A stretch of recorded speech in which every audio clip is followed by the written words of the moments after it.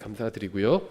저희 계속해서 마태복음 23장 보겠습니다. 저희 39절까지 있는데요. 저희가 간략하게 한번 다 훑어보도록 하겠습니다.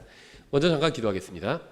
하나님 아버지, 주님께서 주신 이 소중한 말씀으로 인해 감사드립니다. 저희가 주님의 말씀을 바르게 이해하고 또 이해하는 데서 끝나는 것이 아니라 또 주님의 말씀을 따라 살 수 있도록 도와주시기 원합니다. 예수님의 이름으로 기도드렸습니다. 아멘. 23장 먼저 1절부터 보겠습니다.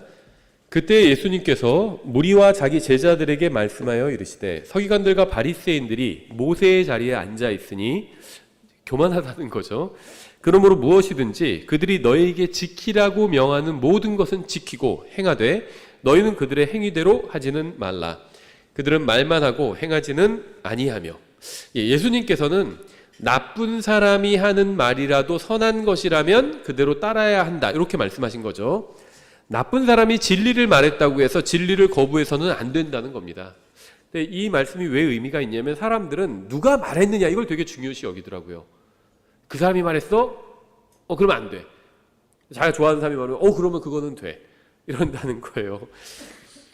여기에 맞는 그 예화는 아닐 수도 있겠는데요. 최근에 이제 저희 독립침례교회 목회자 협의회가 있었죠. 교단이 아닙니다. 교회가 가입한 게 아니라 목회자들이 가입한 거예요. 그래서 그 가입과 탈퇴가 자유롭습니다. 그리고 교단은 어떤 간섭을 하는데 여기는 다른 거 간섭하는 게 전혀 없어요. 그런데 이제 기존의 협의회가 있는데 여기에 대해서는 뭐라고 안 해요. 여태까지 독립침례교회들이요 99%는 다 협의회에 가입돼 있습니다. 서로 다른 협의회에. 누구도 뭐라고 한 적이 없어요. 지난 30년 동안. 근데 이제 저희가 새로운 협의회를 만든다 하니까 이제 여기에 대해서 막 비평을 하더라고요. 근데 특이하게 어느 한 성경을 지지하는 사람들만 유독 비평을 해요. 그래서 교단 아니냐 하고 그러더라고요. 근데 이 사람들도 재밌는 게 처음에는 자기들이 지지하는 그 성경을 번역한 사람이 저희 협의회에 가입하는 줄 알았나 봐요. 그러니까 막 좋아하더라고요. 그러다가 그분은 여기 가입 안 했다 그러니까 그때부터는 욕하기 시작하더라고요. 그러니까 누가 있느냐 없느냐에 따라서 막 지지하고 욕하고 이게 바뀌는 거예요. 그 사람이 있던 없던 이 협의회의 성격은 똑같습니다. 그냥 목회자 협의회예요. 근데 그 사람이 있으면은 성경적인 협의회고 모임이고 그 사람이 없으면 교단일 뿐이다, 이렇게 욕하더라고요. 이건 하나님께서 가증하게 여기시는 이중잣대죠. 삐뚤어진 저울, 공정하지 않은 저울이죠. 누가 말해도요 그게 맞는 거면 그냥 맞는 겁니다. 틀린 거면 틀린 거예요. 그래서 비록 바리새인들이 말했지만 옳은 말을 했다면 그 말 자체는 따르라는 겁니다. 그렇죠? 바리새인들은요 모세의 자리에 앉아서 율법을 가르쳤습니다. 바리새인들은 사악한 자들이었죠. 위선자들이었고 사악한 자들이었어요. 그래서 주님께서도 굉장히 강도 높게 바리새인들을 책망하시죠. 사악한 사람들이었지만 그들이 가르친 율법은 하나님의 말씀이었고 진리였습니다. 그래서 나쁜 교사에게서도 무엇인가를 배울 수 있다는 사실을 우리가 기억할 필요가 있어요. 그렇죠? 학교에서도 수학, 국어, 영어 이런 거 가르치시는 선생님이 있는데 그분이 좀 안 좋은 분이에요. 그렇다고 해서 그분이 가르치는 내용이 다 거짓은 아니죠. 인성이 안 좋은 수학 교사에게서도 수학을 배울 수 있잖아요. 그렇죠? 그런 의미라고 보시면 됩니다. 그러니까 진리는 누가 선포하든 상관없이 진리입니다. 바리새인들은 진리를 율법을 가르쳤다면 그걸 배울 필요는 있죠. 하지만 바리새인들이 하나님께 상급을 받지 못하겠죠. 그건 또 별개의 문제입니다. 3절. 그러므로 무엇이든지 그들이 너희에게 지키라고 명하는 모든 것은 지키고 행하되 너희는 그들의 행위대로 하지는 말라. 그들은 말만 하고 행하지는 아니하며. 사악한 바리새인들이 율법을 가르친 것이 문제가 아니라 그들은 자기가 가르친 대로 행하지 않았다는 것이 문제였습니다. 그렇죠? 어떤 분은요 우리가 이대로 성경 읽고 이렇게 해봤자 행할 수 없으니까는 너무 이거 강조하지 말자, 이런 분도 있는데요. 그건 별개의 문제죠. 일단 성경 가르쳐야죠. 그리고 우리가 그대로 행하지 못한다면 그것을 회개하고 가능하면 이 말씀대로 행하려고 노력을 해야 되겠죠. 그들은 자신들이 율법보다 위에 있다고 생각했습니다. 바리새인들은. 그래서 말씀을 가르치지만 자기는 예외라고 생각한 거예요. 난 이대로 안 해도 돼, 이렇게 생각한 거죠. 그래서 이러한 문제는 그들의 가르침을 듣는 사람들에게 굉장히 안 좋은 영향을 끼쳤겠죠. 가르치는 사람도 실행하지 않는 것을 보고 사람들은 그들이 배운 대로 살 필요가 없다고 생각하게 되었겠죠. 하지만 이런 것은 굉장히 잘못된 선택이었습니다. 비록 가르치는 사람이 잘못되었다 하더라도 그가 가르치는 것이 바른 것이라면 그대로 실행하는 것이 현명한 일입니다. 그렇죠. 우리가 복음 전할 때 많이 사용하는 예화 중에 하나인데요. 여러분, 다리가 끊어져 있어요. 밤에. 근데 차가 저쪽에서 와요. 다리를 건너가려고 합니다. 끊어진 사실을 모르고. 그럼 내가 그 사실을, 다리가 끊어졌다는 사실을 알려서 차가 가지 못하게 막아줘야 되겠죠. 근데 어떤 사람이 헤드라이트를 비춰서 보니까 나를 보고는 평소에 나를 안 좋아하는 사람이에요. 저 사람은 나쁜 사람이라고 생각해요. 저를. 나쁜 사람이 가지 말라고 하니까 그건 무시해도 되겠지 하고 간다면 사고를 당하게 되는 거죠. 그러니까 말하는 사람이 선한 사람이냐 나쁜 사람이냐, 이거는 부차적인 문제입니다. 그가 하는 말이 사실이라면 거기에 따라야 된다는 거죠. 모든 사람은 그리스도의 심판석이든 큰인왕자 심판석이든 둘 중 한 곳에서 하나님께 심판을 받게 됩니다. 구원받은 사람들은 그리스도의 심판석에서 상을 받는 심판을 받게 되죠. 구원받지 못한 사람들은 이제 정죄의 심판을 받게 됩니다. 큰인왕자 심판석에서. 근데 이 하나님께서 심판하시는 이 자리의 특징은요, 하나님의 말씀과 하나님과 그 사람만 1대1로 대면하게 된다는 겁니다. 거기서 거짓 교사나 설교자가 가르쳤기 때문에 성경의 진리를 거부하고 실행하지 않았다는 변명은 결코 하나님 앞에서는 통하지 않을 거예요. 많은 세상 사람들이 그런 얘기를 하겠죠. 근데 기독교인들은 위선자였어요. 그런 변명을 하겠죠. 근데 그건 통하지 않습니다. 위선자건 아니건 간에 그건 그 사람들의 문제고, 그 사람들이 한 말이 바른 말이었다면 그 경고는 받아들여야 되죠. 거기 가면은 안 돼요, 위험해요, 낭떠러지예요. 근데 그렇게 얘기하는 사람이 위선자예요, 평소에. 자기가 믿는 대로 생활하는 사람도 아니고 거짓말도 하고 어디서 사기도 치고 그런 사람이에요. 근데 그렇다고 해서 그 사람 말을 무시하고 가다가 사고를 당했다면 그건 그 사람 책임이 아니라 내 책임인 거죠. 저 사람이 나쁜 사람이었다 할지라도 경고를 하면은 일단 귀담아 들어야죠, 그거는. 세상 사람들은 기독교인 탓을 할 거예요. 교회 다니는 사람들 다 나쁜 사람들이던데요? 다 사기치던데요? 그래서 저는 듣지 않았어요. 그렇게 변명하겠지만 그런 변명은 하나님 앞에서 통하지 않는다는 겁니다. 그게 무슨 상관이에요? 그렇죠. 그런데 구원받은 사람도 마찬가지예요. 근데 우리 교회는요, 구원받은 지 오래됐다는 분들도 보니까 별로였어요. 목사님도요, 보니까 다 위선자던데요? 그런 변명이 하나님 앞에서 통하지 않는다는 거예요. 목사가 위선자면 하나님께서 심판하시는 거죠. 하나님께서 심판하실 겁니다. 목사가 위선자였다면. 근데 목사가 한 말이 진리를 가르쳤다면 그 진리를 왜 그대로 실행하지 않았는지 그걸 물으실 겁니다. 메시지 자체가 바른 메시지였다면 그대로 따라야 한다는 거죠. 설교자는 자기가 가르치는 대로 하나님의 말씀대로 살아야 합니다. 하지만 설교자가 하나님의 말씀대로 살지 않았다고 해서 그 설교를 들은 사람이 말씀대로 사는 것을 거부한다면 하나님께서는 그것을 합당한 이유로 인정해 주지 않으신다는 겁니다. 제가 하나님의 진리를 선포해요. 하나님의 말씀대로 살아야 됩니다. 정직하게 살아야 됩니다. 이렇게 가르쳐요. 근데 여러분이 보니까 제가 그렇게 살지 못했어요. 그랬다 할지라도 여러분은 그것이 하나님 앞에서 핑계거리가 되지 않는다는 겁니다. 제가 정직하게 살지 못했다면 하나님께서 저를 심판하실 거예요. 근데 제가 바른 것을 가르쳤다면 그대로 여러분 따라야 한다는 거죠. 죄송합니다.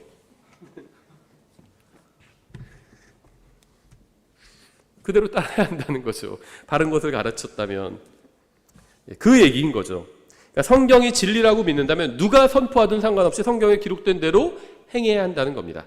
4절, 무겁고 지기에 힘든 짐들을 묶어. 참 잔인하죠. 무겁고 지기에 힘든 짐들을 그걸 또 묶어요. 사람들의 어깨에 지우되 자기들은 손가락 하나로도 그것들을 옮기려 하지 아니하느니라. 평범한 사람들이 바리새인들을 무시했던 이유는 그들이 항상 자신들은 하지 않는 무엇인가를 다른 사람들에게 하도록 요구했기 때문이었습니다. 이건 잘못된 거죠. 그래서 올바른 지도자라면, 리더라면 자기 앞서 나가야 되겠죠. 그리고 나를 따르라 그래야 되겠죠. 예수님께서 그렇게 하셨죠. 공격, 돌격 앞으로 이렇게 하지 않으시고 나를 따르라고 하셨습니다. 그렇죠. 바리새인들은 손가락 하나 움직이는 일도 하지 않으면서 다른 사람에게는 짐을 지우려고 했습니다. 사람들이 싫어했죠. 5절, 도리어 그들은 사람들에게 보이기 위해 자기들의 모든 행위를 하나니 곧 그들은 성구함의 폭을 넓게 하고 자기들의 옷단을 큼직하게 하며. 많은 사람이 자기들의 업적을 자랑합니다. 하나님의 축복보다는 세상적인 성공을 과시하기도 합니다. 우리는 세상에서 인정받는 것보다 하나님께 인정받는 것이 훨씬 더 중요하다는 사실을 잊지 말아야 합니다. 그리고 하나님께 인정받는 첫 단계는 그분의 말씀을 바르게 나누어 연구하는 것임도 잊지 말아야 합니다. 이건 너무나도 당연하죠. 알아야 하죠. 알아야 일을 하죠. 아무렇게나 일만 많이 했다고 해서 칭찬받는 것이 아니라는 겁니다. 여러분이 회사에 입사해서 시키지도 않은 일을, 엉뚱한 일을 막 잔뜩 해놓는 직원이 있다면 누가 칭찬하겠어요? 오히려 퇴출 대상이 되겠죠. 회사에서 시키는 일을 해야 돼요. 그럼 뭘 시켰는지 업무 그 지시를 봐야 되겠죠. 그 자기가 지시받은 업무, 자기에게 맡겨진 업무가 있잖아요. 그대로 행해야 되겠죠. 그래야지 회사에서 좋은 직원이라고 인정받을 수 있겠죠. 자기가 할 일도 아닌 걸 막 자기가 한다거나 막, 그렇죠. 자기가 막 발주하는 일을 하는 것도 아닌데 자기가 막 마음대로 막 발주해버리고 그러면 회사가 어떻게 되겠어요? 큰일 나겠죠, 회사가. 시키는 대로 해야 됩니다. 그러니까 모든 그리스도인은요, 하나님께서 나에게 무엇을 시키셨는지 그것부터 알아봐야 돼요. 그걸 부지런히 해야 하나님께서 그 사람을 인정해 주시는 거죠. 시키시는 일도 하지 않아 놓고는 하나님께 인정받으려고 한다면 그건 어리석은 거죠. 디모데 후서 2장 15절에 나와 있죠. 너는 진리의 말씀을 바르게 나누어 너 자신을 하나님께 인정받은 자로 부끄러울 것이 없는 일꾼으로 나타내도록 연구하라. 하나님의 말씀을 연구하는 것이 하나님께 인정받는 첫 번째 단계라는 겁니다. 그리스도인은 자기가 한 일이나 업적을 자랑하는 것이 아니라 예수님을 자랑해야 합니다. 그리스도인은 그리스도를 위한 대사이지 자기를 위한 대사가 아니잖아요. 그런즉 하나님께서 우리를 통해 너에게 간청하신 것 같이 이제 우리가 그리스도를 위한 대사가 되어 그리스도를 대신하여 너에게 간구하노니 너희는 하나님과 화해하라. 고린도서 5장 20절이죠. 자기를 자랑하면 안 된다는 겁니다. 특히 이거는 목사들에게도 많이 해당되는 것 같아요. 막 자기 자랑을 해요. 뭔가 잘못된 거죠. 어떤 분이 막 전도지처럼 나눠주는데 보니까는 전도지가 아니라 교회 뭐 주보 같은 걸 나눠주시더라고요. 그거 왜 나눠주는지 모르겠는데 그러니까 막 목사님 자랑이 잔뜩 있어요. 얼마나 목사님 뭐 대단하신 분인지 막 그런 게 사진도 크게 막 실어놓고 별로 잘생기지도 않았는데 그러더라고요. 그 뭐 어쩌라는 건지 모르겠어요. 예수님을 알려야죠. 왜 목사를 알려요? 그건 전혀 중요한 문제가 아니죠. 그들은 성구함의 폭을 넓게 하고 유대인들은 상자로 된 성구함을 만들어서 그 안에 율법을 기록한 종이를 넣어서 이마에 밴드로 이제 고정을 했습니다. 그러니까 우리가 조그만 상자를 만들고 성경 구절 집어넣어서 접어서 그 상자에 넣을 수 있죠. 그 고무 밴드 같은 거 있죠. 자매님들 뭐 머리 무슨 용도인지 잘 모르겠어요. 하여튼 머리 감거나 뭐 할 때 이렇게 머리 이렇게 하는 고무 밴드 같은 걸로 고정할 수 있겠죠. 그런 식으로 상자를 끈을 달아서 묶어서 고정한 겁니다. 관련 자료 검색해 보시면 나와요. 정통 유대인들이 머리에 상자 붙이고 다니는 거. 신명기 6장 4절부터 9절의 말씀 때문에 그렇게 하는 건데요. 이렇게 돼 있어요. 오 이스라엘아 들으라. 주 우리 하나님은 한 주시니 너는 내 마음을 다하고 혼을 다하고 힘을 다하여 주 내 하나님을 사랑하라. 내가 이날 내게 명령하는 이 말들을 내 마음속에 두고 너는 그것들을 내 자녀들에게 부지런히 가르치며 내가 내 집에 앉을 때나 길을 걸을 때나 누울 때나 일어날 때나 그것들을 말할지니라. 또 너는 그것들을 내 손에 메어 표적으로 삼고 내 눈 사이 이마죠. 내 눈 사이에 두어 이마에 표로 삼으며 또 그것들을 내 집의 기둥들과 내 문기둥에 문들에 기록할지니라. 그러니까 유대인들이 그렇게 하고 다니는 게 일단 이 성경 구절에 의한 겁니다. 근데 하나님께서 왜 이런 말씀을 하셨는지 그거를 좀 이해를 해야 되겠죠. 그래서 그냥 말씀만 뭐 머리에 붙이고 다니면 그게 다 되는 게 아니죠. 이들은 이 말씀을 문자적으로 적용한 겁니다. 이들은 한쪽 손에는 출애굽기 13장 1절부터 10절의 말씀을 붙이고 다른 쪽 손에는 출애굽기 13장 11절부터 16절의 말씀을 붙였습니다. 그리고 신명기 11장 13절부터 21절의 말씀을 이마에 붙였어요. 문제는 말씀을 이마에 붙여두는 데는 성공했을지 모르겠지만 마음속에 간직하고 그 말씀대로 행하는 데에는 실패했다는 겁니다. 성경 구절이 기록된 옷을 입거나 성경 구절의 일부를 기록해서 몸에 지니는 것은 전혀 잘못된 것이 아니죠. 성경 구절이 기록된 옷을 입거나 성경의 진리를 요약한 문장이 인쇄된 옷을 입거나 모자를 쓰는 것도 잘못이 아닙니다. 문제는 그러한 것을 착용하고도 마음은 그 말씀대로 사는 데에서 멀다면 그건 아무 의미가 없다는 겁니다. 그렇죠. 이것은 마치 남편은 아내를 사랑하고 아내는 남편에게 순종할지니라 이런 말씀을 거실에 걸어두고 매일 부부싸움하는 거나 똑같아요. 그럼 그게 무슨 소용이 있어요? 말씀을 거실에 걸어두는 거 그거는 나쁜 게 아니죠. 근데 아무리 말씀을 서로 사랑하는 말씀을 걸어놔도 매일 싸운다면 그 의미가 없다는 겁니다. 그거는 성경에 기록된 말씀을 마음으로 믿고 그대로 실행하는 것이 말씀을 기록한 액자를 거실에 걸어두는 것보다 훨씬 더 중요해요. 주님께서 바리새인들을 책망하신 것은 이러한 이유 때문이었습니다. 겉에 외향적인 건 다 합니다. 이제 앞으로 이어질 문맥이 계속 그런 문맥인데요. 외향적인 건 다예요. 딱 가서 보면 그리스도인 가정 같아요. 막 깔끔하게 해놨고요. 거실에도 막 말씀 잔뜩 걸어놓은 킹제임스 성경에서 인용한 말씀 잔뜩 걸어놓은 액자 같은 거 잔뜩 붙여놨어요.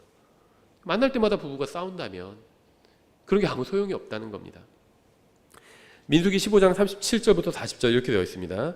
주께서 모세에게 말씀하여 이르시니라 이스라엘 자손에게 말하고 그들에게 명령하여 그들이 그들의 대대로 자기 의복들 단에 이 끝이죠. 의복들 단에 술을 만들고 청색끈을 그 단에 술에 붙이게 하라. 그것이 너에게 술이 될지니 이것은 너희가 그것을 보고 주의 모든 명령들을 기억하여 행하게 하려 함이며 이게 목적이죠. 단순히 그 단에 무슨 말씀을 기록해 놓는 거 이게 중요한 게 아니라는 겁니다. 그 목적이 있다는 거예요. 그 말씀대로 살게 하는 게 목적이라는 거죠. 또 너희를 자주 음행에 빠뜨리는 너희 마음과 눈의 욕망을 너희가 추구하지 아니하게 하려 함이라. 그러면 너희가 내 모든 명령들을 기억하고 행하여 이게 목적이에요. 하나님의 말씀을 기억하고 행하는 것 이게 목적입니다. 단순히 말씀을 잔뜩 써서 막 벽에 걸어놓는 게 이게 중요하지 않다는 거예요. 내 모든 명령들을 기억하고 행하여 너희 하나님에게 거룩한 자들이 되리라. 주님께서는 이스라엘 자손의 의복들 단에 술을 만들고 청색끈을 그 단에 술에 붙이게 하셔서 그들이 그것을 볼 때마다 주님의 명령을 기억하게 하셨습니다. 하지만 바리새인들은 성구함의 크기를 늘리는 데만 관심을 두었지 주님의 말씀을 기억하고 행하는 데는 아무 관심이 없었어요. 저 사람 누가 조그만 성구함 붙이고 다니니까 난 더 큰 거 붙여, 난 더 말씀 많이 기록해놨다. 그렇게 하는 겁니다. 그게 무슨 소용이 있느냐는 거예요.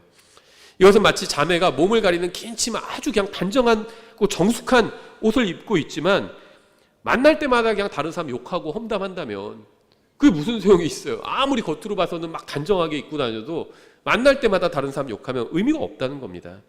외형도 중요하지만 그것과 비교할 수 없을 정도로 훨씬 더 중요한 것이 바로 마음입니다. 마음. 그러니까 성경적인 방법은요. 마음, 내면이 변화돼서 외면의 변화를 가져오는 겁니다. 이게 성경적인 방법이에요. 근데 종교는요 거꾸로 합니다. 외형을 변화시키려고 그래요.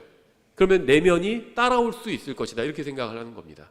그래서 막 뭘 하지 말라고 그러고 뭐 고기 먹지 말라고 자극적인 거 뭐 먹지 말라고 그러고 뭐 어떤 뭐 복장 규제 그렇죠. 신부들 수업 받는 거 보면 막 복장 검은 옷 입어야 되고 뭐 규제들이 있잖아요. 수녀들 막 마찬가지고 중도 마찬가지고 종교는요 외형을 규제합니다. 그럼 내면에 어떤 것이 따라올 수 있다고 생각해요. 근데 그거는 의미가 없습니다. 성경에서는 우리가 뒤에 보잖아요. 그걸 회칠한 무덤이라고 불러요. 겉은 아주 깨끗합니다. 속에는 뭐가 있죠? 무덤 안에는 아무리 무덤을 예쁘게 꾸며놔도요 그냥 무덤일 뿐이에요. 무덤을 아무리 예쁘게 꾸며놔봐야 생명이 없어요. 거기는 무덤입니다. 안에 시체가 있잖아요. 그게 종교입니다. 겉만 예쁘게 꾸미는 거예요. 그래서 예수님은 그게 소용없다는 겁니다. 겉이 깨끗한 것도 중요합니다. 하지만 내면의 변화로 인해서 외면이 변화받는 것 이게 핵심이라는 겁니다. 이 순서가 굉장히 중요해요. 성경적인 외형을 가져야 하는 것처럼 성경적인 내면을 가져야 합니다. 이게 중요합니다. 마태복음 23장으로 돌아서 6절 잔치의 맨 윗자리와 회당의 으뜸 가는 자리와 시장에서 인사받는 것과 사람들로부터 라삐어 라삐어 불리는 것을 좋아하느니라. 예전에 뭐 미국에서 그런 말도 들었어요. 어떤 목사님이 열심히 공부해가지고 목회하는 중 목회가 잘 안 돼요. 그래가지고 내가 뭐가 부족하지 딱 보니까 내가 박사학위가 없구나.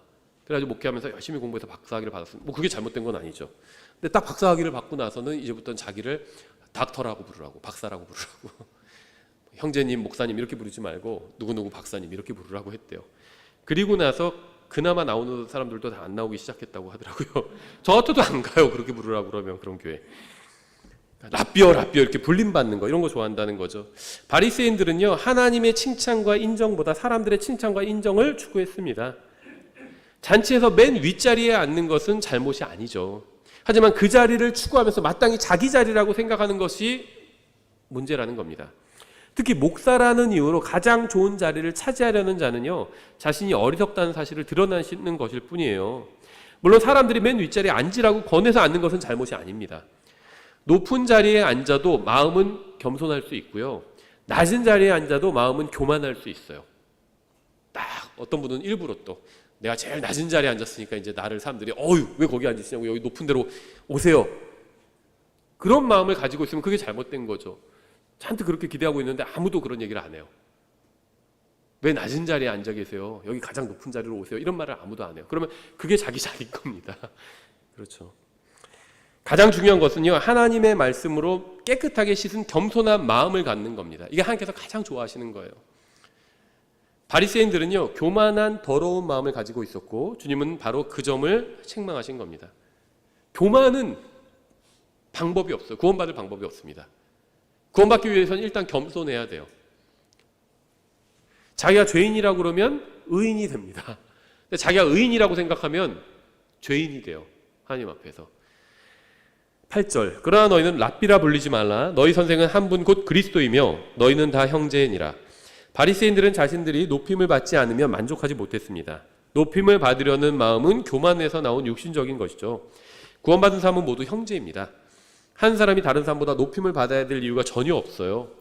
물론 그렇다고 해서 누구나 교회에서 공적으로 성경을 가르칠 수 있는 것은 아닙니다. 만인 제사장이다. 그러니까 돌아가면서 다 설교해야 된다. 이런 분도 있는데요. 그게 만인 제사장과 무슨 차이가 있죠? 구약 성경을 모르는 겁니다. 구약 성경을 모르면요, 엉뚱한 짓 하면서 자기가 막 성경대로 하고 있다고 생각해요. 저희도 근처에 신천지 있죠.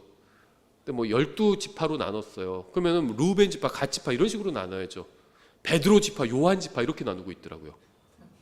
그게 12제자 이름이지 지파 이름입니까? 엉뚱하게 하면서 자기들이 성경대로 하고 있다고 생각해요. 제사장이 성경을 가르치는 일을 했나요? 아니잖아요. 그렇죠. 아무리 좋게 봐도 서기관들이 가르쳤어요. 성경을. 에스라 같은. 그렇죠. 그리고 또 주로 그런 서기관들도 물론 성경을 가르쳤는데 주로 누가 가르쳤죠? 대언자들이 가르쳤습니다. 은사를 받은 사람들이잖아요. 말씀을 선포하도록 사명을 받은 사람들이에요. 그 사람들이 하나님의 말씀을 선포하고 가르쳤죠. 제사장들이 성경을 가르친 게 아니라 제사장은 뭘 했죠? 제사를 드렸죠. 희생 제물을 드렸죠. 그럼 만인 제사장이라고 하잖아요. 성경에서 따온 거죠. 우리가 다 왕가의 제사장이라고 성경 말씀하고 있죠. 그럼 제사장이, 우리 구원받은 사람이 다 제사장이라면 뭘 해야 되죠? 희생 제사를 드려야 되죠. 근데 어떤 제물을 드려야 되죠? 남을 갖다 바치는 게 아니라 자기를 바쳐야 되죠. 다른 사람에게 복음을 전해서 그 사람이 하나님 앞에 드려지게 하든지 아니면 자기가 희생해서 헌신하든지, 그게 제사장이 할 일이죠. 남을 바치려고 합니다. 남의 돈을 바치려고 그래요. 저 형제는 저렇게 돈 많은데 왜 헌금 안 하지? 그건 그 형제와 하나님 관계죠. 자기 돈을 바쳐야지 왜 남의 돈을 바치려고 그래요. 예전에도 어떤 분이 서울시를 바치려고 해서 문제가 된 적도 있었잖아요. 자기 걸 자기 집을 바쳐야죠. 왜 남의 집, 남의 도 자기 것도 아닌데 바치려고 해서는 안 되죠. 그 마음은 좋은 마음이었지만 자기 걸 바쳐야죠. 그럼 우리 건 뭐죠? 내 몸은 내 거잖아요. 확실하게. 내 몸을 바쳐야죠. 그게 모든 그리스도인이 제사장으로서 해야 될 일입니다. 말씀을 선포하는 건 제사장이 하는 일이 아니에요. 모든 사람이 제사장이니까 돌아가면서 말씀을 선포해야 된다? 그렇지 않습니다. 성경은 그렇게 말씀하고 있지 않아요. 모든 것의 주인이신 주님께서는요, 그리스도의 몸인 교회에 속한 모든 사람에게 각자 해야 할 일을 나누어 주셨습니다. 누군가는 교회 강단에서 말씀을 선포하게 하셨어요. 따라서 누군가 말씀을 바르게 가르친다면 그 사람이 가르치는 것을 무시하는 것은 그 사람에게 은사를 주신 주님을 무시하는 거죠. 성경을 잘못 가르치고 거짓 교리를 가르친다면 그 사람으로부터 떠나야 되죠. 다른 교회에 가야 됩니다. 하지만 바르게 가르친다면 바르게 가르치는 사람을 무시해서는 안 된다는 겁니다. 9절, 땅에 있는 어떤 자도 너희 아버지라 부르지 말라. 너희 아버지는 한 분 곧 하늘에 계신 분이시니라. 이 말씀은요, 종교 지도자를 아버지라고 부르지 말라는 의미죠. 아버지를 아버지라고 부르지 말라는 게 아니죠. 그래서 어떤 분들은요, 또 미국에서는 father라는 말을 안 써요. 그냥 daddy라고 불러요. daddy. 그건 좀 오해하고 있는 거죠. 그런 의미가 아닙니다. 아버지가 아버지죠. 홍길동도 아니고 왜 아버지를 아버지라고 못 불러요? 아버지는 아버지라고 불러야죠. 종교적인 의미로 아버지도 아닌데 아버지라고 부르지 말라는 겁니다. 목사를 아버지라고 부르지 말라는 거예요. 목사는 아버지가 아니에요. 심지어 자기보다 더 어린데도 아버지라고 부르죠. 신부를. 신부, godfather잖아요. 60대 신분이 40 먹은 신부한테 아버지라고 불러요. 미국에서 father 이렇게. 얼마나 웃겨요. 자기보다 어린 아버지가 어디 있어요. 종교 지도자를 아버지라고 부르지 말라는 겁니다. 성경이 이렇게 분명하게 말씀하는데도 어떤 사람들은 종교 지도자를 아버지라고 부르는 이유는요, 그들이 성경을 전혀 존중하지 않기 때문입니다. 땅에 있는 어떤 자도 너희 아버지라 부르지 말라. 여기서 어떤 자도 아버지라고 부르지 말라는 말씀은 종교 지도자를 그렇게 부르지 말라는 것이지 자신을 낳아주신 아버지를 아버지라고 부르지 말라는 의미가 절대 아닙니다. 이것과 같은 맥락의 말씀이 사실 성경에 많이 있는데요. 예를 들면 형상을 만들지 말라고 말씀하셨죠. 형상이 뭐죠? 어떤 것의 모양이잖아요. 그럼 이 강단도 모양 아니에요? 이거 만들면 안 되는 건가요? 출애굽기 23장 4절 너는 너를 위하여 어떤 새긴 형상도 만들지 말고 또 위로 하늘에 있는 것이나 아래로 땅에 있는 것이나 땅 아래 물속에 있는 어떤 것의 모습이든지 만들지 말며 어떤 것의 모습도 다 만들지 말래요. 새를 조각하는 사람도 그럼 잘못된 건가요? 새 조각하면 안 되나요? 그 얘기가 아니죠. 이거는요 종교적으로 숭배할 목적으로 형상을 만들지 말라는 겁니다. 앞뒤로 연결되는 구절을 보면 분명히 알 수 있어요. 제가 출애굽기 20장 4절을 인용했는데 20장 3절부터 5절까지 인용하면요 너는 내 앞에 다른 신들을 두지 말라. 이게 문맥이에요. 너는 너를 위해 어떤 새긴 형상도 만들지 말고 위로 하늘에 있는 것이나 아래로 땅에 있는 것이나 땅 아래 물속에 있는 것에 어떤 모습도 만들지 말며 그것들에게 절하지 말고 그것들을 섬기지 말라. 절하고 섬기고 숭배할 목적으로 새긴 형상을 만들지 말라는 겁니다. 새 모양을 조각해서 뭐 판매하거나 그럴 수 있죠. 장식용으로. 죄를 지은 게 아닙니다. 그거는 숭배할 목적이 아니잖아요. 숭배할 목적으로 만들지 말라는 거예요. 숭배할 목적으로 동그라미만 만들어도 그건 안 돼요. 동군 지구본처럼 동그라미 모양의 어떤 조각품을 만들 수 있죠. 그건 잘못이 아닙니다. 근데 그걸 두고 막 거기서 절해요. 그럼 그건 잘못이라는 거예요. 그걸 하지 말라는 겁니다. 이게 누구도 아버지라고 부르지 말라는 말씀과 같은 맥락이죠. 종교적인 목적으로 그렇게 부르지 말라는 거예요. 날 낳으신 아버지는 그렇게 부를 수 있고 양아버지도 아버지라고 부를 수도 있죠. 심지어 성경에서는요 그룹의 모양도 새겨서 만들라고 말씀하고 있어요. 그룹. 출애굽기 25장 18절에 너는 긍휼의 자리 두 끝에 금으로 두 그룹을 만들되 그룹 뭔지 알죠? 무리가 아니라 하나님 왕자 주변을 에워싸는 그 호위하는 어떤 영적 존재들이잖아요. 이 그룹을 만들래요. 두 그룹을 만들 때 두들겨서 그것들을 만들고 한 그룹은 한 끝에 다른 그룹은 다른 끝에 만들지니라. 그룹을 만들라고 명령하고 있습니다. 근데 이걸 섬기면 안 되겠죠. 만들어서 장식하는 건 상관없어요. 그건 죄가 아닙니다. 성경을 종합해 보면 형상 자체를 만드는 것이 금지된 것이 아니라 경배하고 섬길 목적으로 형상을 만드는 것이 금지된 겁니다. 그래서 항상 문맥을 바르게 이해하는 것이 중요합니다. 남자가 여자를 만지지 않는 것이 좋다 이 말씀도 있죠. 성경에. 그럼 제가 저희 아이들을 아예 손도 대면 안 되나요? 자, 저희 둘째는 제가 태어나서부터 그 돌 지날 때까지 키웠거든요. 그럼 어떻게 키워요? 전 남자고 저희 둘째는 여자죠. 남자가 여자를 만지지 않는 것이 좋다. 그 말이 그 말인가요? 저희 셋째는 제가 지금도 양치질 해주거든요. 아침 저녁으로. 그러면은 만지지 말란 말씀을 어긴 건가요? 그런 의미가 아니죠. 성적인 목적을 가지고 다른 여자를 건드리지 말라는 말씀이죠. 어려운 말씀이 아니죠. 그냥 문맥을 이해하면 자연스럽게 이해할 수 있다는 겁니다. 10절 또 너희는 지도자라 불리지도 말라. 너희 지도자는 한 분 곧 그리스도이니라. 핵심이 무엇인가요? 주님께서 이러한 말씀을 하신 이유는 사람들은 본능적으로 인간을 우상하고 인간에게 영광을 돌리려는 성향을 가지고 있기 때문입니다. 사람들은요 가수나 운동선수나 영화배우나 정치인이나 뭐 장군이나 군인이나 우주비행사나 이런 사람들을 영웅시하고 우상화하려는 경향이 있어요. 주님께서는 구원받은 사람들은 이러한 육신적인 태도를 교회로 가지고 와서 목사를 우상화하지 않도록 미리 경고하신 겁니다. 목사가 성경을 잘 가르치면 그냥 그 말씀대로 살면 되는 거예요. 우상할 필요가 없다는 겁니다. 뭐 제가 함부로 판단할 일은 아니지만 뭐 서울에 있는 어떤 대형 교회 가면요, 뭐 1층 로비에 교회가 굉장히 크고 로비도 막 엄청 크대요. 뭐 저희 교회 예배당 거기 뭐 화장실보다 더 작을 거예요. 그런데 거기에 목사님 그 생가 같은 걸 복원을 해놨어요. 자, 왜 그런 거 왜 하는? 목사님 생가가 뭔 의미가 있죠? 그게 무슨 의미가 있나요? 우상화하는 거 아닌가요? 그게 인간을 우상화하는 사람이나 우상화 당하는 사람이나 모두 큰 상처만 입게 될 뿐입니다. 자해하는 거예요. 그건 자해. 11절 오히려 너희 가운데서 가장 큰 자는 너희 종이 되어야 할지니라. 주님께서는 정확하게 말씀하셨습니다. 주님께서는요 너희 가운데서 크게 되고자 하는 자는 너희 종이 되어야 한다고 말씀하지 않으셨어요. 자신이 큰 자가 되고 높임을 받으려는 교만한 마음 자체가 잘못된 것이기 때문입니다. 그래서 주님께서는요, 가장 큰 자가, 이미 큰 사람이에요. 가장 큰 자가 종이 되어야 한다고 말씀하셨습니다. 이거 저희가 집에서도 매일 하는 말이에요. 큰 사람이 작은 사람을 도와주는 거야. 이 말을 하거든요, 항상. 아빠가 엄마가 또 너희들 도와주지. 또 너희들은 언니가 동생을 도와주는 거야. 동생한테 막 뭐를 하라고 막 그렇게 하는 게 아니라, 동생이 언니를 도와주기가 힘들어. 언니가 동생을 도와주는 거야. 큰 사람이 작은 사람을 도와주는 겁니다. 어떤 사람은 저 사람 왜 날 안 도와주지? 날 이것뿐이 대우하지 않지? 이 교회 육신적인 교회구만. 이러고 떠나는 사람도 있어요. 자기 안 챙겨준다고. 육신적이고 사랑이 없는 교회라고. 근데 육신적이고 사랑이 없는 교회라고 판단할 정도면 자기도 어느 정도 성장했다는 거잖아요. 그럼 성장한 사람이 성장 못한 사람을 도와야죠. 우리 교회가 육신적인 교회면 자기가 도와야죠, 여기서. 그렇지 않나요? 예. 이미 영적으로 성장해서 큰 사람은 다른 사람을 섬기는 일을 합니다. 이것은 큰 자가 되기 위해서 섬기는 것과 완전히 다른 차원이에요. 교회에서 누가 영적으로 성장한 사람인지 아는 방법은 단순합니다. 누가 다른 사람을 섬기고 있는지 보면 돼요. 실제로 섬기고, 물질적으로 섬기고, 말씀으로 섬기고 다 포함입니다. 어린아이의 특징은요, 불평입니다. 불평이에요.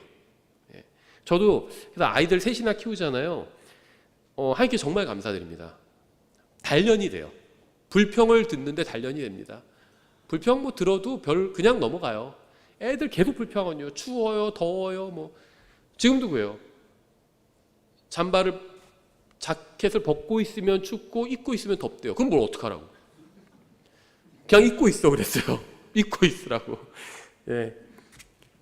교회에서도 마찬가지입니다. 끊임없이 불평해요. 뭐가 없고 밥은 왜 이고 김밥은 왜 한 줄뿐이 안 주고 막 가다가 사 먹으면 되죠. 모자르면. 뭐가 문제예요? 예전에 다니던 교회에서는요, 저는 김밥도 안 줬어요. 불평하지 않았습니다. 밥 안 주면 그냥 나가서 사 먹었어요. 그럼 되는 거 아닌가요? 그게 뭐가 문제인지 모르겠어요. 줄 수도 있고 안 줄 수도 있죠. 그게 뭐가 밥 먹으러 외운 거 아니잖아요.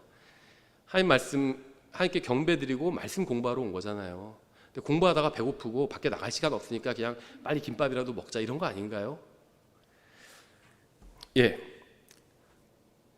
어린아이의 특징은 불평입니다. 하지만 성장한 사람의 특징은 어린아이를 돕는 겁니다. 누군가 여러분을 섬기고 있다면 그 사람은 여러분보다 더 큰 사람이에요. 랍비나 선생이라고 불리는 호칭은 본질적인 것이 아닙니다. 아무리 선생이라고 불리고 영적으로 성장한 척 하더라도 실제로 다른 사람을 섬기지 않고 오히려 섬김을 받으려고만 한다면 그 사람은 영적인 악의일 뿐입니다. 모든 교회에는 은사가 있는 사람이 있어요. 하지만 은사가 있다고 해서 영적 리더의 자리를 맡게 되는 것은 아닙니다. 그 은사를 실행해야 돼요. 실행. 은사는요, 열매와 비슷합니다. 성령의 열매. 열매는 누구 좋자고 열리는 걸까요? 나무가 자기 좋자고 열매 열리나요? 다른 사람을 위해서 열리는 거예요. 열매는. 은사가 비슷합니다. 이 은사가 나 좋자고 하나님께서 너한테 은사를 주니까 이거 정말 실컷 쓰다가 와라, 즐기다 와라, 이렇게 주신 게 아니죠. 이 은사로 다른 사람을 섬기라고 주신 거예요. 말씀을 전하는 은사를 왜 주셨을까요? 난 말씀 이렇게 잘 전해, 막 이러라고 주신 걸까요? 그 능력을 가지고 다른 사람을 한 말씀을 이해를 시켜주라는 거예요. 그래서 말씀 전하는 은사를 주시는 거죠. 다른 사람의 유익을 위해서 주시는 겁니다. 그러니까 은사가 있다는 자체로 리더가 되는 건 아니에요. 은사를 발휘해서 다른 사람을 섬겨야지 그 사람을 리더로 인정해 줄 수 있는 거죠. 오늘날 수많은 교회가 망가진 이유는요, 아무런 섬김도 없이 희생도 없이 그저 세상에서 성공했다는 이유로 누군가를 교회에서 리더의 자리에 앉혔기 때문입니다. 전 그런 얘기도 들은 적이 있어요. 교회 온 지 한 달뿐이 안 됐는데요, 이 사람이 세상에서 교수예요. 바로 그냥 집사를 시키더래요. 그 자기는 이제 교회 그날 같이 온 교회 동기인데 자기는 아무것도 안 시키더래요. 교수가 아니니까. 그럼 교회가 타락하는 거죠. 세상의 기준과 교회의 기준이 같아지게 되면 교회는 세상을 따라서 급속하게 타락해 버리게 됩니다. 12절, 누구든지 자기를 높이는 자는 낮아지고 자기를 낮추는 자는 높아지리라. 하나님, 저는 죄인입니다. 지옥에 갈 수밖에 없는 죄인입니다. 저를 구원해 주십시오. 그러면 그 사람은 뭐가 되죠? 하나님의 아들이 됩니다. 그렇죠. 저만큼 괜찮은 사람이 또 어디 있겠습니까?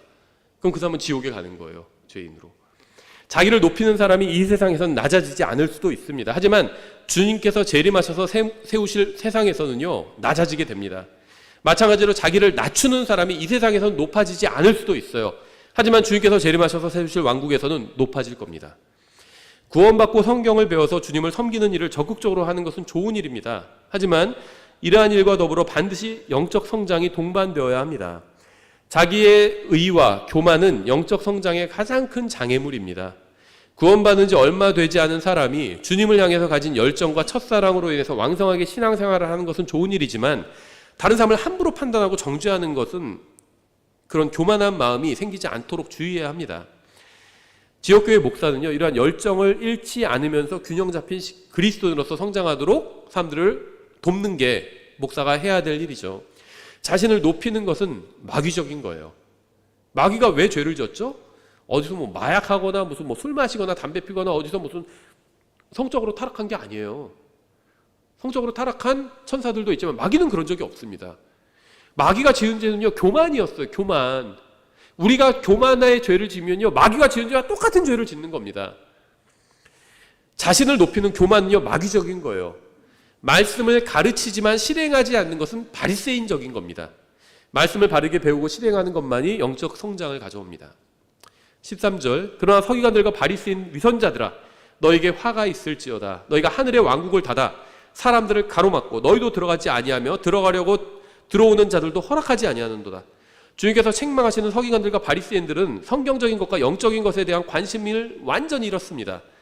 말씀을 가르쳐야 하는 사람들이 이러한 지경이 되었다는 것은 정말 심각한 문제였어요. 근데 더 큰 문제는 자신들만 영적인 것에 관심을 두지 않는 것이 아니라 다른 사람도 그런 것에 관심을 두는 것을 막는다는 겁니다. 성경 읽기를 강조하는데 성경 그냥 그 정도 읽으면 왜 이렇게 교회에서 자꾸 그런 거 강조하냐? 그래서 막 전화해가지고 이 교회에서 하는 대로 그게 따르지 말라고. 하나님 말씀 읽고 강에서도 읽고요. 설교도 들으라고 강조하면요. 그런 거 왜 자꾸 들으라고 강조하냐? 난 그렇게 생각 안 해. 전화해서 그런 거 듣지 말라고. 왜 자꾸 무슨 강해 듣고 있냐고. 왜 강해서 읽고 있냐고. 그럼 뭐 읽어요? 잡지 읽을까요? 그보다 훨씬 좋지 않나요? 하나님 말씀 읽고 하나님 말씀을 설명한 책들, 설교한 책들 모아놓은 거 이런 거 읽는 거 좋지 않나요? 더 하나님께 가까워지게 하지 않나요? 저도 출애굽기 강의, 맞아, 제가 광고를 못 들었는데 주중에 나옵니다. 지금 인쇄됐는데 아직 제본을 못했어요. 출애굽기 강의에 제가 편역한 거지만요, 저도 이거 최후 교정 보면서 도전을 또 받았어요. 읽으면서. 그 다시 마음이 하나님께로 향하게 됐습니다. 교회를 보면서도. 정말 유익해요. 제가 자신 있게 말씀드릴 수 있어요. 저희 출간하는 강해들이요, 이 강해들을 읽으면 적어도 내가 하나님을 더 미워하게 만들고 하나님의 말씀대로 살지 않도록 만들지 않아요. 여러분의 마음이 하나님께로 돌아오게 만들 겁니다. 한번 읽어보세요. 잘못된 점이 있으면 저한테 가져와 보세요. 제가 사과라든지 삭제해 버릴게요. 다음에 재판할 때 그 부분은. 그런 부분은 없어요. 여러분의 마음이 세상을 방하지 않고 하나님의 말씀에 머무르게 도와주는 책들이에요. 그걸 읽으라고 하는데 그게 그렇게 잘못된 건가요? 막 제가 무슨 더 그래서 헌금을 더 내라 이런 강조를 한 적이 있나요? 성경을 읽고 성경을 읽는 걸 도와주는 책들을 읽으라고 강조했을 뿐인데 사기꾼인 것 마냥 그렇게 얘기하고 욕하고 다니시더라고요. 모르겠어요. 하나님 앞에서 본인들이 다 해명해야 될 겁니다. 그런 일들에 대해서. 14절, 서기관들과 바리새인 위선자들아, 너에게 화가 있을지어다. 너희가 과부의 집을 삼키고 위장하려고 길게 기도하니 그러므로 너희가 더 큰 정죄를 받으리라. 이거 이해하기 어려운 말씀이 아니죠. 그 사람이 남편이 죽었어요. 그런데 보니까 상속을 많이 받았어요. 그러니까 딱 설교자가 그 집에 이제 신방 계획을 세웁니다. 딱 가가지고 이제 잘못된 교리도 가르치면서, 예를 들면 카톨릭은 그런 식이죠. 지금 헌금을 얼마를 더 하면 남편이 지금 연옥에 간신히 매달려 있는데 그래도 이제 하늘 천국에 갈 수 있을 거라고 그렇게 하죠. 그래요? 죽은 남편을 위해서 헌금하죠. 다음 한 달에 또 가요. 딱 소문을 들어보니까 아직도 재산이 많대요. 또 갑니다. 그 비용 가지고는 천국에 못 가신 것 같네요. 또 내는 겁니다. 언제까지? 재산 다 탕진할 때까지. 가서 계속 헌금 요구하는 거예요. 그렇죠. 이제 그런 얘기를 하는 겁니다. 위선적인 종교인들은 과부에게 죽은 남편을 위해서 특별 헌금을 하면 남편이 좋은 곳으로 갈 수 있다고 하거나 자녀들이 좋은 직업을 가질 수 있다고 속입니다. 과부들의 돈이 다 떨어질 때까지 과부들에게 찾아가서 돈을 요구하며 기도해 주겠다고 합니다. 돈 다 떨어지면 이제 찾아오지도 않아요. 이렇게 과부들의 돈을 털어가는 종교 지도자들은요, 수없이 많아요. 또한 주님에 의하면 사람은 지은 죄에 따라 서로 다른 크기의 정죄를 받게 됩니다. 더 큰 정죄를 받으리라 이렇게 말씀하셨죠. 15절 서기관들과 바리새인 위선자들아 너에게 화가 있을지어다. 너희가 개종자 하나를 만들기 위해 바다와 육지를 두루 다니다가 만들면 그를 너희보다 2배나 더 지옥 자식이 되게 하는도다. 서기관들과 바리새인들은 하나님의 말씀을 전한 것이 아니라 자신들의 종교를 전했습니다. 그들의 사역의 결과는 사람들이 자기들보다 더 사악한 지옥 자식으로 사람들을 만드는 것이었죠. 이렇게 주님의 말씀에 의하면 하나님의 자녀가 있는 것처럼 지옥 자식도 있어요. 그렇죠. 2배나 더 지옥 자식이 되게 하는도다. 이게 무슨 말일까요? 막 대단히 어려운 의미가 아니에요. 주님께서 이렇게 표현하신 이유는 실제로 이들에게 복음을 전하기가 2배로 더 어렵기 때문입니다. 아무 종교도 두 사람이 있는데 둘 다 구원받지 못했어요. 근데 한 사람은 아무 종교가 없어요. 근데 한 사람은 이단에 빠져 있습니다. 그럼 누구에게 복음을 전하기가 더 어려울까요? 이단에 빠진 사람에게 복음을 전하기가 훨씬 더 어려워요. 그렇죠. 그러니까 둘 다 죽으면 지옥에 갑니다. 근데 이단에 빠진 사람은요, 복음을 전하기가 훨씬 더 어려워요. 2배나 더 지옥의 자식이 되었기 때문입니다. 차라리 아무것도 안 믿는 사람, 이 사람한테 복음 전하기가 훨씬 더 쉽습니다.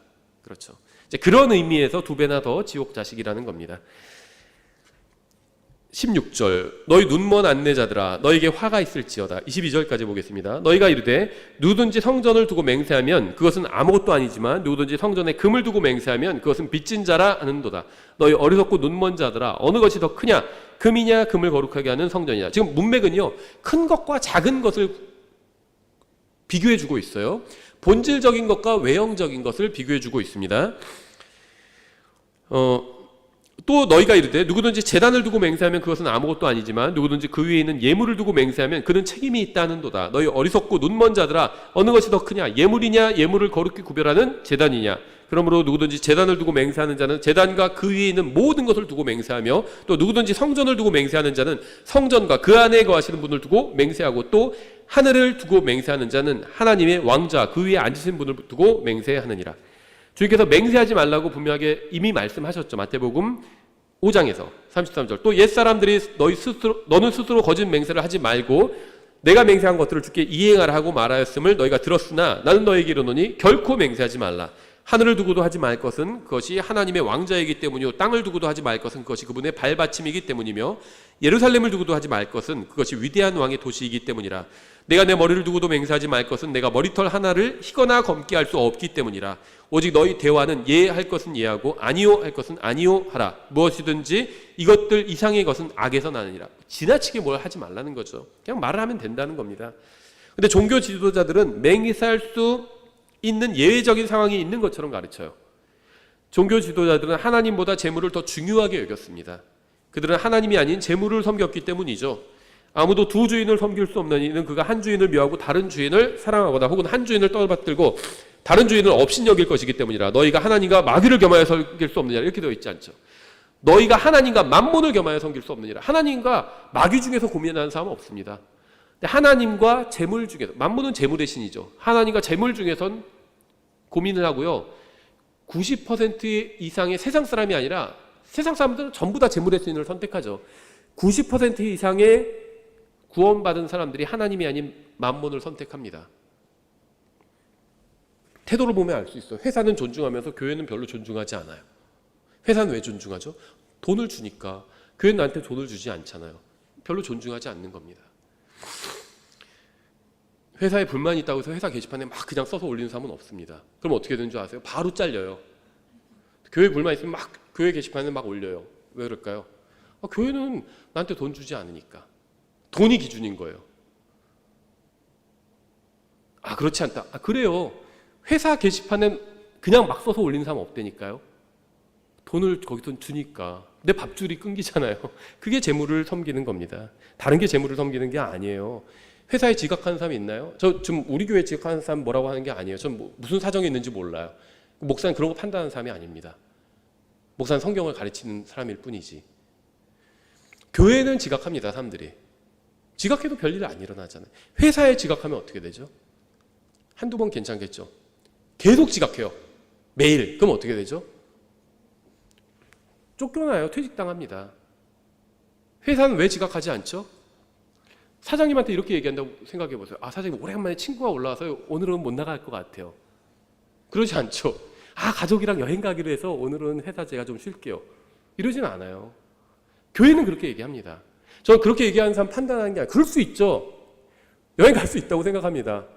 저도 갈 수 있으면 가고 싶어요. 주일에. 못 가죠. 근데 그게 뭘 기준으로 하냐는 거. 돈 때문이 아닌가요? 회사에 왜 그 말을 못해요? 당당하게 하지. 사장님, 저 오늘 여행 가겠습니다. 왜 말 못해요? 월급을 안 주잖아요. 그럼 이게 하나님과 만몬을 겸하며 섬길 수 없다는 말씀이고, 많은 사람들이 만몬을 선택해요. 돈에는 따릅니다. 하나님 말씀에는 따르지 않아요. 당장 돈이 된다고 생각 안 하니까. 23절, 서기관들과 바리새인 위선자들아, 너에게 화가 있을지어다. 너희가 박하와 회양과 근처에 11조는 바치면서 율법의 더 중대한 문제들인 판단과 공의와 긍휼과 믿음은 등한시하도다. 너희가 이것들도 행하였어야 하며 다른 것들도 행하지 않은 채 내버려두지 말아야 하느니라. 작은 것과 큰 거 얘기하면서 둘 다 해야 된다, 이 말씀을 하고 있는 거죠. 11조를 바치는 것은 옳은 일입니다. 하지만 11조보다 더 본질적이고 중요한 문제가 있어요. 바로 판단의 공의와 긍휼과 믿음이에요. 이게 본질이죠. 이게 구약의 본질입니다. 하나님의 말씀을 따라 의롭게 판단하고요. 판단의 공의죠. 다른 사람을 용서해 주고요. 이게 긍휼이에요. 또 주님의 말씀을 믿는 것, 이게 믿음이죠. 이게 신앙의 본질이고요. 11조보다 훨씬 더 중요한 겁니다. 11조도 해야 돼요. 옳은 겁니다. 하지만 그거보다 이게 더 중요한 문제들이에요. 근데 종교 지도자들은 그걸 놓쳤던 겁니다. 24절, 너희 눈먼 안내자들아, 너희가 모기에는 긴장하고 낙타는 삼키는도다. 서기관들과 바리새인들 위선자들아, 너에게 화가 있을지어다. 너희가 잔과 대접에 겉은 깨끗하게 하지만 그 속은 강탈과 과도함으로 가득하게 하는도다. 이게 지금 성경이 좀 다르게 번역되어 있죠. 흠정에게는 모기에는 긴장하고 낙타는 삼키는도다, 이렇게 되어 있고요. 2009년에 나온 이일배 성경이라고 부르는 공인역에도 이렇게 되어 있습니다. 근데 그 외에 개역, 한킹, 그다음에 표준킹에는 이렇게 하루살이는 걸러내고 낙타는 삼키는도다, 이렇게 되어 있습니다. 저도 이게 어느 게 맞는 번역일까 예전에 이렇게 좀 고민을 했었는데요. 문맥을 보면은 어느 게 맞는 번역인지 바로 드러납니다. 이거는요, 종교에 대한 정확한 묘사예요. 모든 종교는 잔과 대접에 겉은 깨끗하게 하는 작은 일에는 긴장하고 열심히 하지만 사실 그런 종교들은 낙타는 삼키는 것처럼 강탈과 과도함으로 가득합니다. 23절에서 말씀하신 대로 율법의 본질적인 문제인 판단의 공의와 긍휼과 믿음은 등한시하면서 보다 가벼운 문제인 11조는 바치는 것과 같은 맥락을 갖고 있다는 겁니다. 종교 지도자들은 보다 중요한 내면의 문제는 소홀히 하면서 보다 작은 문제인 외면의 문제에만 긴장해서 지키려고 한다는 겁니다. 이게요, 문맥을 보시면 하루살이는 걸러내고 낙타는 삼킨다, 이 말은요, 말 자체만 보면 더 맞는 말 같지만 가만히 생각해 보면 문맥이랑은 다른 말이에요. 하루살이는 걸러내고 낙타는 삼킨다, 이 말이 뭐죠? 작은 건 내비두고 큰 거 먼저 먹는다, 이런 말이죠. 작은 거 걸러내고 큰 거 먹는다는 거잖아요. 하루살이는 걸러내고 낙타는 삼킨다, 이 말이.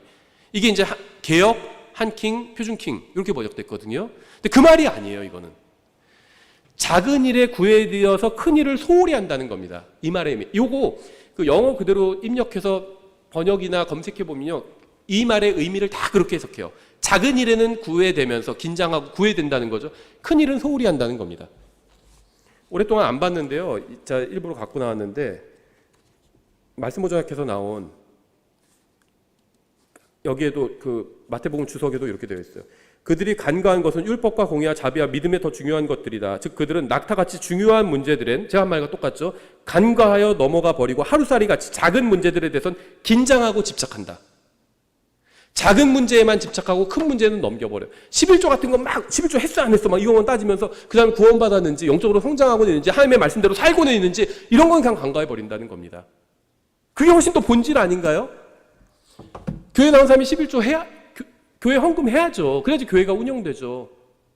근데 교회에 헌금하는 것보다 더 중요한 문제는 교회에 나서 하나님 말씀대로 배우고 있는지, 말씀대로 살고 있는지, 이게 훨씬 더 본질적인 문제예요. 그래서 예수님께서 작은 것과 큰 것을 계속 비교해서 보여주시는 겁니다. 제단과 제단 위에 있는 예물, 성전과 그걸 비교해 보여주고 계신 거잖아요. 작은 것을 걸러내고 큰 걸 삼킨다. 그 말이 아니라는 겁니다. 그 말 자체만 보면 한킹이나 개혁이나 표준킹이 더 맞는 것처럼 보이지만 문맥을 보면 완전히 따로 노는 문맥이에요. 러크만 주석도 그렇게 얘기하고 있죠. 제가 한 말을 그대로 하고 있잖아요. 그렇죠. 무슨 말인지 아시겠나요? 이어지는 문맥 봐도 똑같은 말입니다. 잘 보세요. 26절. 너 눈먼 바리새인아, 먼저 잔과 대접의 속에 있는 것을 깨끗하게 하라. 그러면 그것들의 겉도 깨끗하게 되리라. 뭐가 더 중요하죠? 속이 중요하죠. 그 겉은 덜 중요하죠. 생각해보세요. 여러분이 물을 따라 마시려고 하는데 두 컵이 있는데 한 컵은 겉이 조금 지저분한데 속은 깨끗해요. 다른 컵은 겉은 깨끗한데 속이 더러워요. 그럼 어느 거에 따라서 마실 것 같아요? 속이 깨끗한 게 훨씬 중요하지 않나요? 물론 겉과 속이 다 깨끗한 컵이 최고죠. 근데 둘 중에 고르라면 속이 깨끗한 걸 고르겠어요. 하나님도 그러신다는 겁니다. 그게 더 중요하다는 거예요. 그러지 않나요? 여기서도 계속해서 작은 문제와 큰 문제를 다루고 있습니다. 겉은 외면에 관한 것으로 작은 문제예요. 안은 내면에 관한 것으로 큰 문제입니다. 잔과 대접의 속에 있는 것, 즉 마음을 깨끗하게 하면 겉도 깨끗해집니다.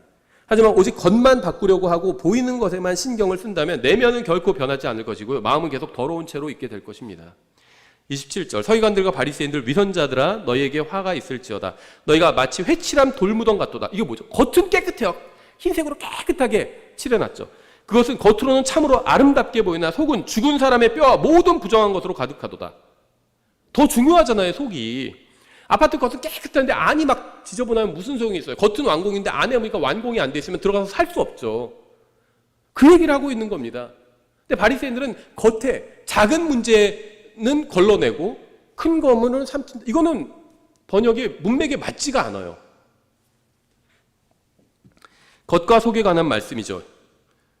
모기보다 낙타가 훨씬 더 큰 것처럼 외면보다 내면이 훨씬 더 중요합니다. 내면이 부패해버리면 아무리 외면을 그럴듯하게 포장해도 그저 썩은 것일 뿐이에요. 28절. 이와 같이 너희도 또한 겉으로는 사람들에게 의롭게 보이나 속은 위선과 불법으로 가득하도다. 저는 여러분의 마음을 볼 수 없습니다. 누구도 여러분의 마음을 볼 수 없어요. 하지만 주님께서는 보실 수 있습니다. 겉과 속이 다른데 마치 같은 것처럼 속이려고 노력해도 소용없어요. 결국 속에 있는 것이 밖으로 나오게 될 겁니다. 따라서 겉을 꾸미려고 하기 전에 먼저 마음의 변화를 받아야 합니다. 겉과 속 둘 다 집중할 수 없다면 속에 집중하시기 바랍니다. 마음으로 예수님을 사랑하고 이웃과 형제를 자신과 같이 사랑한다면 외면적인 것은 좀 부족해도 괜찮다는 거예요. 뭐 이게 적절한 비율일지 모르지만 뭐 찢어진 청바지 뭐 그런 건 안 입거든요. 그리스도인이 뭐 해골바가지가 그려진 옷 같은 거 뭐 이런 거는 안 입죠. 그런데 겉에 아주 점잖은 옷을 입고 마음이 정말 하나님을 미워하는 마음으로 가득하다면 그게 무슨 소용이 있어요. 구원받은 지 얼마 안 돼서 잘 몰라요. 그래서 마음은 예수님을 사랑하는데 구원받기 전에 산 옷들이 다 무슨 해골바가지 그려져 있고 그런 옷밖에 없으면 그거라도 입고 오는 거죠. 그게 훨씬 낫지 않나요? 예. 29절. 서기관들과 바리새인들 위선자들아 너희에게 화가 있을지어다. 너희가 대언자들의 묘를 만들고 의로운 자들의 돌무덤을 꾸미며 이르되 우리가 만일 우리 조상들 시대에 있었더라면 그들과 함께 대언자들의 피를 흘리는데 참여하는 자들이 되지 아니하였으리라 하나니 그러므로 너희가 대언자들을 죽인 자들의 자손임을 너희가 너희 자신에게 증언한도다. 같은 부류의 사람이라는 걸 증언하는 거죠. 그런즉 너희가 너희 조상들의 분량을 다 채우라. 이들은 예수님을 죽이려고 계획하는 죽이면서도 조상들의 시대에 살았다면 대언자들을 죽이지는 않았을 것이라고 말했습니다. 서기관들과 바리새인들이 지금 예수님 죽이려고 계획하고 있잖아요. 그러면서 자기가 예전에 살았으면 우리는 대언자들을 죽이지는 않으려고 했을 텐데 예수님은 그런데 죽이려고 계획하고 있잖아요. 그래서 주님께서는 그들의 말이 아닌 마음을 보시고 지금 판단하신 거죠. 33절. 너희 뱀들아 독사들의 세대야 어찌 너희가 지옥 정죄를 피할 수 있느냐. 그러므로 보라 내가 너희에게 대언자들과 지혜자들과 서기관들을 보내는데 너희가 그들 가운데 몇 사람은 죽이고 십자가에 못 박으며 그들 가운데 몇 사람은 너희 회당들에서 채찍질하고 이 도시에서 저 도시로 다니며 그들을 핍박하리라. 주님께서 이거 사도행전에 그대로 나온 일이죠. 주님께서는 당시의 관점으로는 미래의 대언자들을 보내실 것인데 종교 지도자들이 그들을 어떻게 대할지에 대해서 미리 말씀하신 겁니다. 35절. 그래야 의로운 아벨의 피로부터 성전과 제단 사이에서 너희가 죽인 이 사람들이 지금 뭐라고 그랬죠? 우리는 죽인 적 없고 우리 조상들은 죽였지만 우리가 조상들의 시대에 살았다면 우리 안 죽였을 텐데 거짓말이죠. 너희가 죽였다고 했죠. 이 사람들도 대언자를 죽였습니다. 너희가 죽인 바가레의 아들 사가랴의 피까지 땅 위에 흘려진 모든 의로운 피가 너희에게 돌아가리라. 대언자를 죽였어요. 자기들도. 그래놓고 거짓말하는 거죠. 종교 지도자들은 자신들이 조상들의 시대에 살았다면 대언자들을 죽이지 않았을 것이라고 주장하지만 그들은 이미 사가랴를 죽였습니다. 주님께서는 그들이 사가랴를 죽였다고 분명하게 지적하셨죠. 36절 진실로 내가 너희에게 이르노니 이 모든 것이 이 세대에게 돌아가리라. 여기서 말하는 세대는 항상 시대가 아니에요. 세대는요 누군가로부터 나온 무리의 사람들입니다. 다른 말로 하면 그냥 사람들이에요. 세대는 성경에서 세대가 한 번도 시대를 의미한 적이 없어요. 다 사람입니다. 누구를 말하는 걸까? 이 세대는 33절에 나온 독사들의 세대인 당시의 종교 지도자들을 의미하는 겁니다. 마태복음 23장에서 예수님께서는 종교 지도자들을 신랄하게 책망하셨습니다. 구약 성경에서도 이스라엘 자손을 책망하는 경우가 종종 있지만 항상 종교 지도자들에 대해서는 더욱 강도 높게 책망을 하셨습니다. 37절 오 예루살렘아 예루살렘아 대언자들을 죽이고 내게 보낸 자들을 돌로 치는 자야. 암탉이 자기 병아리들을 자기 날개 아래에 모음같이 내가 얼마나 자주 내 자녀들을 함께 모으려 하였더냐. 그러나 너희가 원치 아니하였도다. 칼빈주의자들은 저항할 수 없는 은혜를 믿습니다. 하지만 성경에는 그런 것이 나오지 않죠. 하나님의 은혜는 저항할 수 있습니다. 지금도 수많은 사람들이 하나님의 은혜를 거절하고 있어요. 주님께서는 이스라엘 민족을 모으려고 하셨지만 그들은 원하지 않았습니다. 그들은 주님의 은혜에 저항했던 겁니다. 38절 보라 너희 집이 버림받아 너희에게 황폐하게 되었느니라. 여기서 말하는 너희 집은 성전을 의미하는 겁니다. 근데 성전은 누구 집이죠 원래? 하나님의 집이죠. 마태복음 21장 13절에서 이렇게 말씀하셨어요. 그들에게 이르시되 기록된 바 내 집은 성전입니다. 기도하는 집이라 불리리라 하였는데 너희가 그것을 강도들의 소굴로 만들었도다 하시니라. 그래서 어떻게 하신 거죠? 떠나신 겁니다. 마태복음 21장에서는 성전이 하나님의 집이었는데 23장에 이르러 유대인들의 집이 되어버렸어요. 왜 그랬을까요? 하나님께서 21장과 23장 사이에서 이사를 가셨기 때문입니다. 어디 아파트 몇 동 몇 층 몇 호가 하나님의 집이었다가 하나님께서 이사 가시면 다른 사람의 집이 되는 거죠. 주님께서 성전에서 이사 가시면서 유대인들에게 주셨기 때문에 이제는 성전이 하나님의 집이 아니라 유대인들의 집이 되어버린 겁니다. 호세아서 9장 12절 이렇게 되어 있어요. 그들이 비록 자기 자식들을 기를지라도 내가 그들에게서 자식들을 앗아가서 한 사람도 남기지 아니하리니 참으로 내가 그들을 떠나는 날에 하나님께서 떠나시면 그들에게 또한 화가 있으리로다. 어느 집이라도 주님께서 함께 하시면 복이 임하고요. 주님께서 떠나시면 화가 임하게 됩니다. 주님께서 성전을 떠나서 십자가에 달리셨다가 부활하신 후에 하늘에 있는 집으로 돌아가셨습니다. 예레미야서 6장 6절 군대들의 주께서 이같이 말씀하시되 너희는 나무들을 베어서 예루살렘을 대적하여 산을 쌓아 올리라. 이것은 징벌받을 도시니 그녀의 한가운데서 그녀는 온통 압제니라. 샘이 자기 물을 뿜어낸 같이 그렇게 그것도 자기의 사악함을 뿜어내나니 폭력과 노략이 그 안에서 들리며 고통과 상처들이 계속 내 앞에 있느니라. 오 예루살렘아 너는 훈계를 받으라. 그렇지 않으면 내 혼이 너를 떠나고 내가 너를 황폐하게 하여 사람이 거주하지 않는 땅으로 만들리라 하셨느니라. 이스라엘은 주님의 훈계를 받지 않았고 주님께서는 떠나가신 겁니다. 주님께서 떠나가시면 항상 황폐함만이 남게 됩니다. 39절 내가 너에게 이르노니 이제부터 너희가 말하기를 주의 이름으로 오시는 분을 찬송할지어다 할 때까지 너희가 나를 보지 못하리라 하시니라. 주님께서 언제 다시 성전으로 돌아오실까요? 이스라엘의 남은 자들이 회개하고 약속의 땅으로 돌아올 때 주님께서는 흰말을 타고 예루살렘으로 입성하실 겁니다. 주님께서 떠나신 성전은 아무리 화려하게 꾸며도 그저 황폐한 곳에 지나지 않습니다. 마찬가지로 아무리 화려하게 꾸미고 고가의 재료로 장식한다 해도 이단 교회들과 이교도들의 전은 영적으로는 그저 황폐한 광야와 같을 뿐입니다.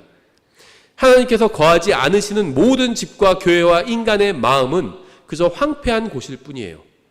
하나님께서 거하지 않으시는 인간의 마음은 아무리 이 세상에서 큰 성공을 거두었다 해도 그저 황폐한 허무한 빈 곳에 불과합니다. 그래서 저희가 마태복음 23장 아주 간략하게 살펴봤습니다. 저희 찬양하고 마치겠습니다.